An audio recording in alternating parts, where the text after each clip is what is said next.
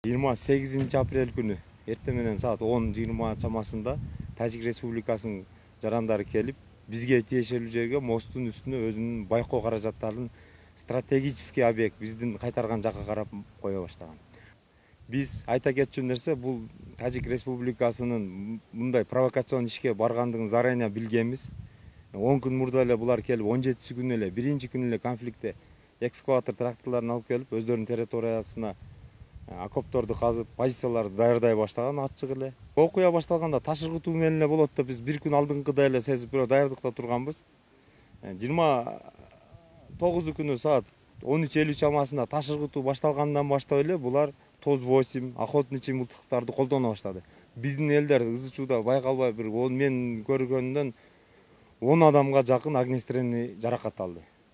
Жаракат алгандан кийин алар уже биздин границага тебелеп кирип, уже жакындай башталганда автоматтын үнү чыгылды тажик тараптан. Тажик тарап автоматты атты биз жака.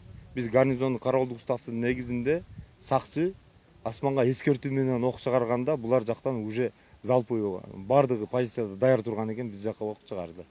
2 мүнөт өтпөй эле уже минометтер түштү. Минометтер биз турган позицияга эмес, биздин жарандар топтолуп турган жерге түштү. Тилекке каршы бир жерде 12 жараныбыз, бир жерден 4, анан бир жерден 1, жалпысынан головнойдун ушул тегерегинен 17 жаран бир минометный жарылуулар менен каза болуп калды.